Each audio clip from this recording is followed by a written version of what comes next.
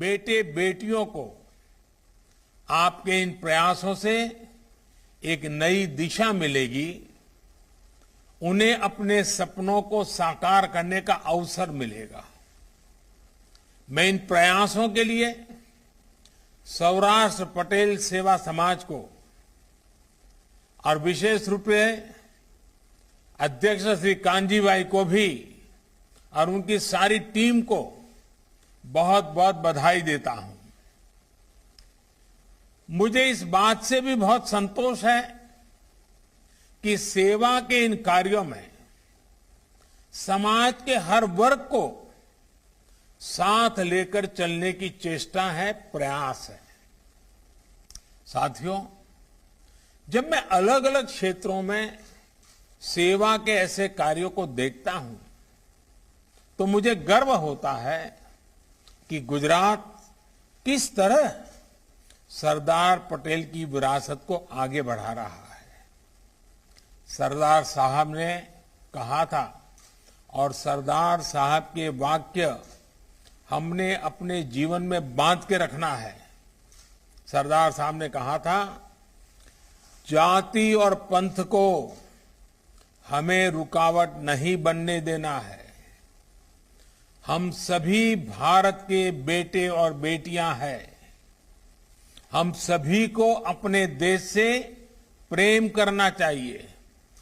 परस्पर स्नेह और सहयोग से अपना भाग्य बनाना चाहिए। हम खुद इसके साक्षी हैं कि सरदार साहब की इन भावनाओं को गुजरात ने किस तरह हमेशा मजबूती दी है। राष्ट्र प्रथम ये सरदार साहब की संतानों का जीवन मंत्र है। आप देश दुनिया में कहीं भी चले जाइए, गुजरात के लोगों में ये जीवन मंत्र आपको हर जगह दिखेगा। भाइयों और बहनों, भारत इस समय अपनी आजादी के 75वें वर्ष में है। ये अमृतकाल हमें नए संकल्पों के साथ ही उन व्यक्तियों को याद करने की भी प्रेरणा देता है जिन्होंने जनचेतना जागृत करने में बड़ी भूमिका निभाई। आज की पीढ़ी को उनके बारे में जानना बहुत ही आवश्यक है।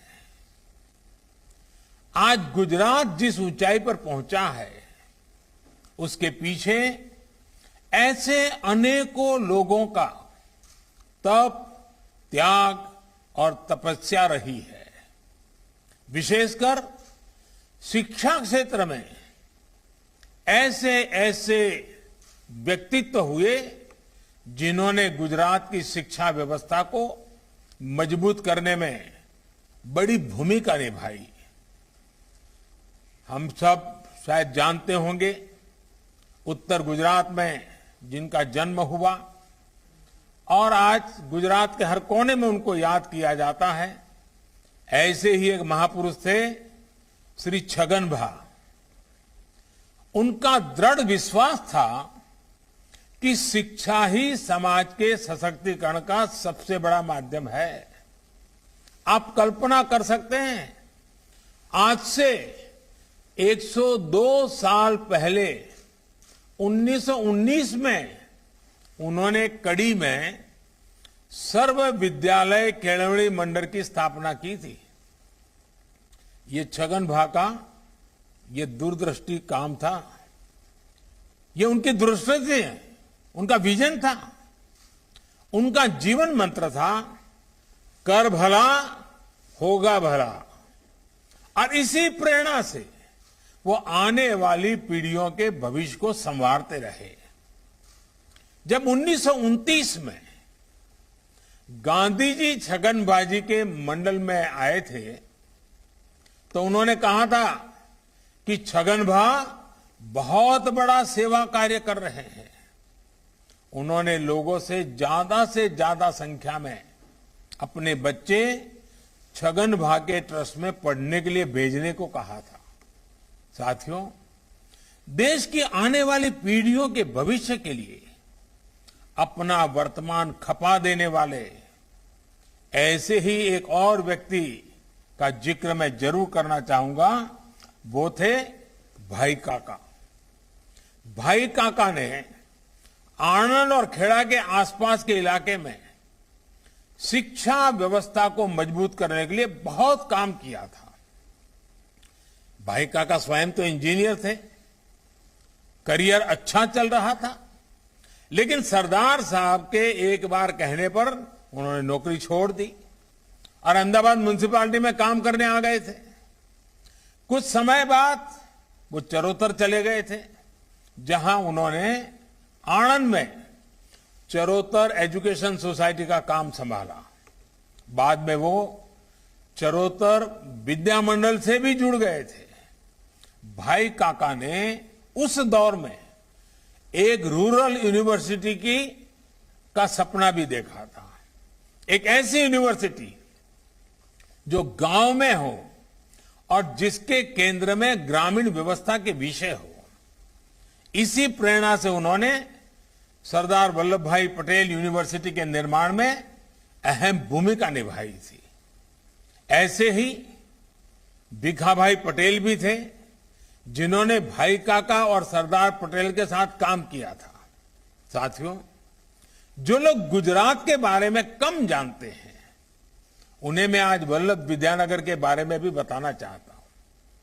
आप में से काफी लोगों को पता होगा, ये स्थान करमसद, बाकरोल और आणंद के बीच में पड़ता है। इस स्थान को इसलिए विकसित किया गया था ताकि शिक्षा का प्रसार किया जा सके, गांव के विकास से जुड़े कामों में तेजी लाई जा सके। वल्लभ विद्यानगर के साथ सिविल सेवा के दिग्गज अधिकारी एचएम पटेल जी भी जुड़े थे। सरदार साहब जब देश के गृह मंत्री थे तो एचएम पटेल जी उनके काफी करीबी लोगों में गिने जाते थे। बाद में वो जनता पार्टी की सरकार में वित्त मंत्री भी बने।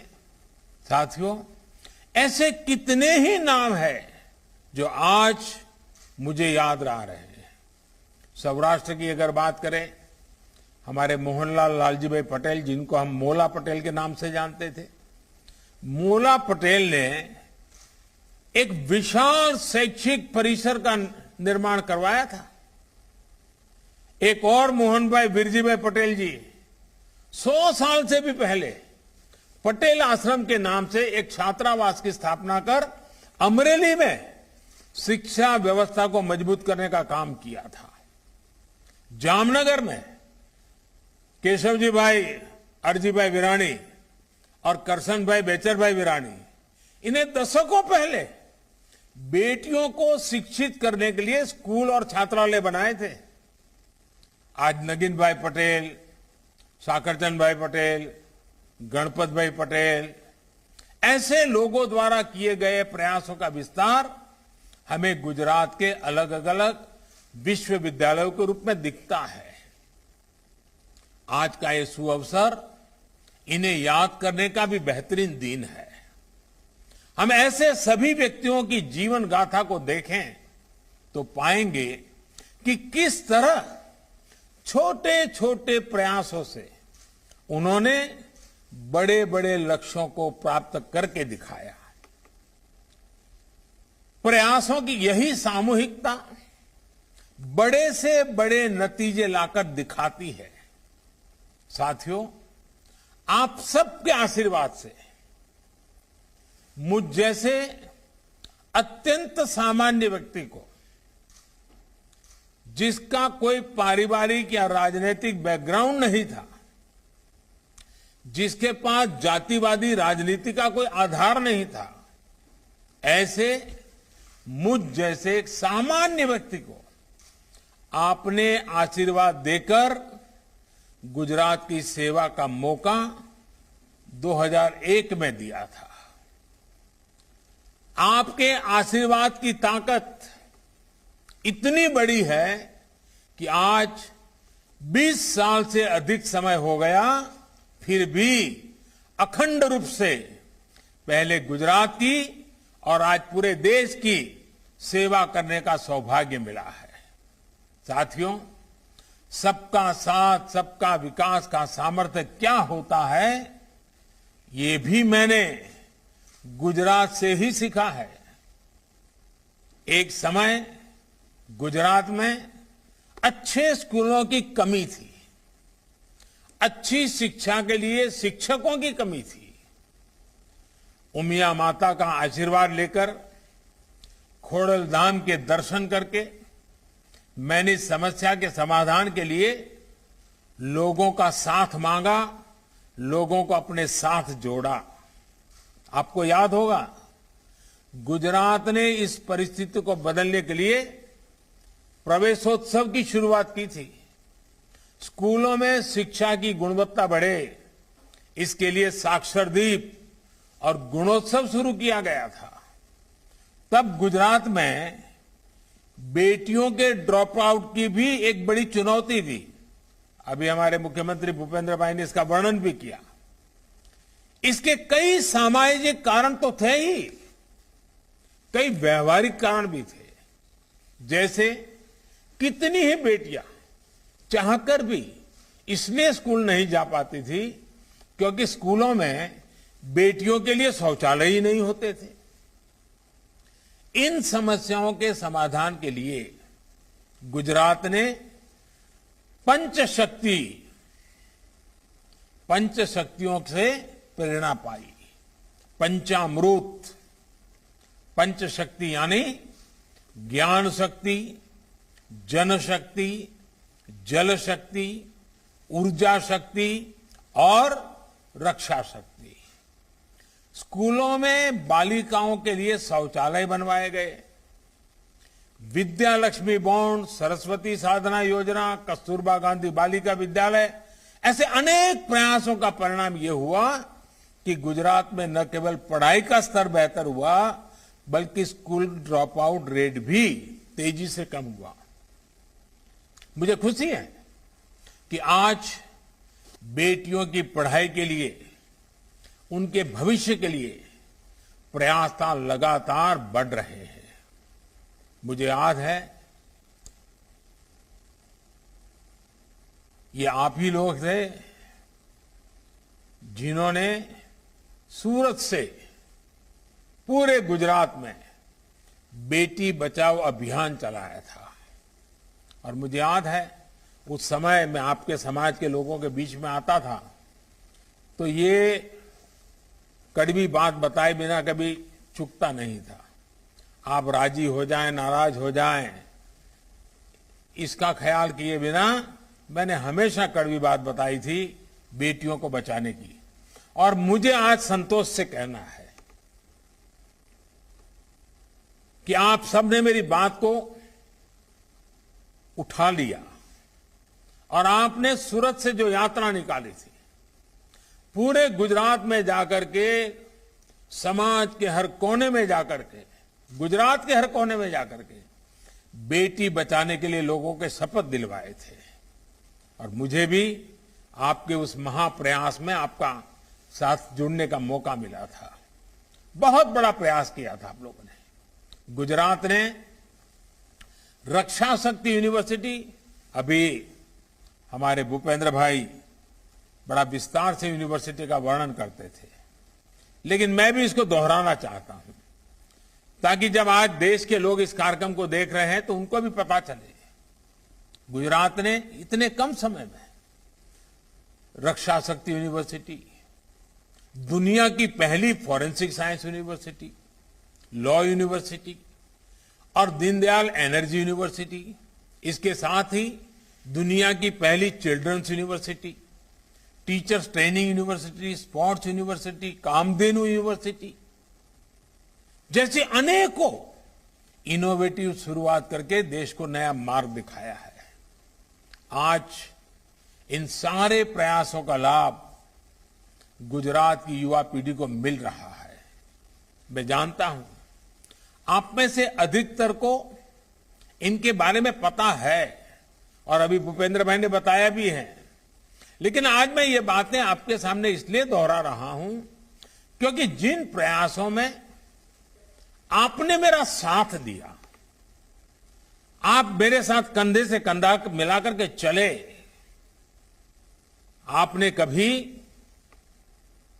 पीछे मुड़कर के देखा नहीं, उससे मिले अनुभव आज देश में बड़े बदलाव ला रहे हैं। साथियों, आज नई राष्ट्रीय शिक्षा नीति के जरिए देश की शिक्षा व्यवस्था को भी आधुनिक बनाया जा रहा है। नई राष्ट्रीय शिक्षा नीति में प्रोफेशनल कोर्सेज की पढ़ाई स्थानीय भाषा में, मातृभाषा में कराए जाने का विकल्प भी दिया गया है। बहुत कम लोगों को समझ आ रहा है कि इसका कितना बड़ा प्रभाव पैदा होने वाला है। गांव का गरीब का बच्चा भी अब अपने सपने साकार कर सकता है। भाषा के कारण उसकी जिंदगी में अब रुकावट नहीं आने वाली है। अब पढ़ाई का मतलब डिग्री तक ही सीमित नहीं है, बल्कि पढ़ाई को स्किल के साथ जोड़ा जा रहा है। देश अपनी पारंपरिक स्किल को भी अब आधुनिक संभावनाओं से जोड़ रहा है। साथियों, स्किल का क्या महत्व होता है, इसे आपसे ज्यादा और कौन समझ सकता है। एक समय आप में से अधिकांश लोग सौराष्ट्र में अपना घर छोड़कर, खेत खलिहान छोड़कर, अपने दोस्त रिश्तेदार छोड़कर हीरा घिसने, हीरा घसू के रूप में सूरत आए थे। एक छोटे से कमरे में 8-8, 10-10 लोग रहा करते थे, लेकिन ये आपकी स्किल ही थी, आपका कौशल ही था, जिसकी वजह से आज आप लोग इतनी ऊंचाई पर पहुंचे हैं। और पांडुरंग शास्त्री जी ने तो आपके लिए कहा था, रत्न कलाकार कहा था। हमारे कान्जी भाई तो स्वयं में एक उदाहरण है। अपनी आयु की परवाह न करते हुए वो पढ़ते ही गए, नया नया कौशल अपने साथ जोड़ते ही चले गए। और शायद आज भी पूछोगे कि कांजी भाई कोई पढ़ाई वढ़ाई चल रही है क्या, तो हो सकता है कुछ तो पढ़ते ही होंगे। ये बहुत बड़ी बात है जी। साथियों, स्किल और इकोसिस्टम से मिलकर आज नए भारत की नींव रख रहे हैं। स्टार्टअप इंडिया की सफलता हमारे सामने है। आज भारत के स्टार्टअप्स पूरी दुनिया में पहचान बना रहे हैं। हमारे यूनिकॉर्न्स की संख्या अब रिकॉर्ड बना रही है। कोरोना के कठिन समय के बाद हमारी अर्थव्यवस्था ने जितनी तेजी से वापसी की है, उससे पूरा विश्व भारत को लेकर आशा से भरा हुआ है। अभी हाल में एक विश्व संस्था ने भी कहा है कि भारत फिर दुनिया की सबसे तेजी से आगे बढ़ने वाली अर्थव्यवस्था बनने जा रहा है। मुझे विश्वास है, गुजरात राष्ट्र निर्माण के अपने प्रयासों में हमेशा की तरह सर्वश्रेष्ठ रहेगा, सर्वश्रेष्ठ करेगा। अब तो भूपेंद्र भाई पटेल जी और उनकी पूरी टीम एक नई ऊर्जा के साथ गुजरात की प्रगति के इस मिशन में जुट गए हैं। साथियों, वैसे भूपेंद्र भाई के नेतृत्व में नई सरकार बनने के बाद आज पहली बार मुझे इतने विस्तार से गुजरात के लोगों को संबोधित करने का अवसर मिला है। एक साथी कार्यकर्ता के रूप में भूपेंद्र भाई से मेरा परिचय 25 वर्ष से भी ज्यादा का है।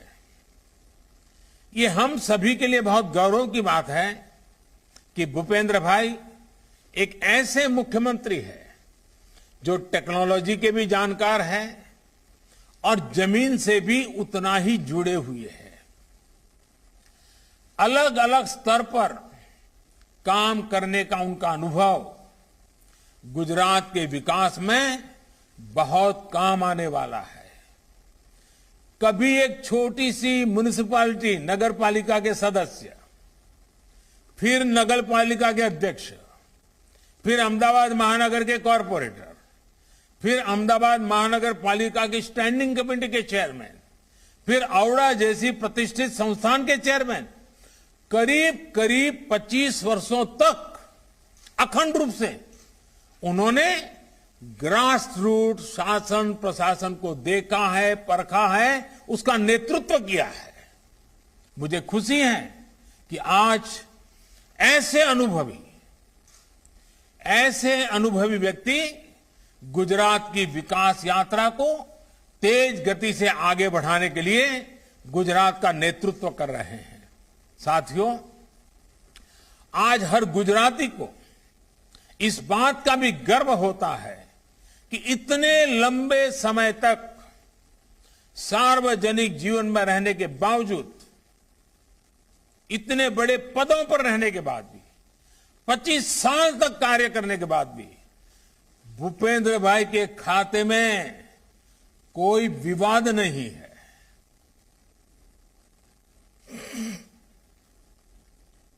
भूपेंद्र भाई बहुत ही कम बोलते हैं, लेकिन कार्य में कभी कोई कमी नहीं आने देते।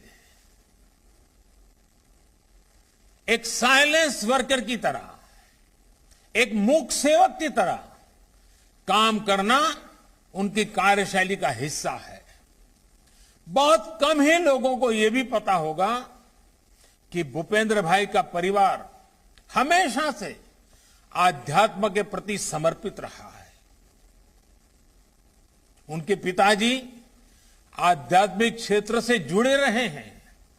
मेरा विश्वास है ऐसे उत्तम संस्कार वाले भूपेंद्र भाई के नेतृत्व में गुजरात चौतरफा विकास करेगा। साथियों, मेरा एक आग्रह आप सभी से आजादी के अमृत महोत्सव को लेकर भी है। इस अमृत महोत्सव में आप सभी को भी कुछ संकल्प लेना चाहिए, देश को कुछ देने वाला मिशन शुरू करना चाहिए। ये मिशन ऐसा हो जिसका प्रभाव गुजरात के कोने कोने में नजर आना चाहिए। जितना सामर्थ्य आप में है, मैं जानता हूं आप सब मिलकर के ये कर सकते हैं। हमारी नई पीढ़ी देश के लिए, समाज के लिए जीना सीखे, इसकी प्रेरणा भी आपके प्रयासों का अहम हिस्सा होनी चाहिए। सेवा से सिद्धि के मंत्र पर चलते हुए हम गुजरात को, देश को नई ऊंचाई पर पहुंचाएंगे। आप सबके बीच लंबे अरसे के बाद आने का सौभाग्य मिला। सबके यहां वर्चुअली मैं सबके दर्शन कर रहा हूं। सारे पुराने चेहरे मेरे सामने हैं અને ભલે દૂરથી તો દૂરથી પણ તમને બધાને મળ્યાનો આનંદ તો આવે જ। તમારી પ્રેમ વર્ષાનો અનુભવ થાય જ થાય। અને આજે આપ સૌને ભલે દૂરથી પણ ફરી એકવાર મળવાનો મોકો મળ્યો। બધા વડીલોને પણ હું તો આજે જોઉં છું। બધા ખૂબ મોટી ઉંમરના વડીલોએ બેઠા છે। એ બધા આશીર્વાદ આપવા માટે આવ્યા। એમનો પણ આભાર માનું છું। અને આપ સૌએ આટલો બધો પ્રેમ વરસાવ્યો। Presenting B News app available on Google Play and App Store. Download it now.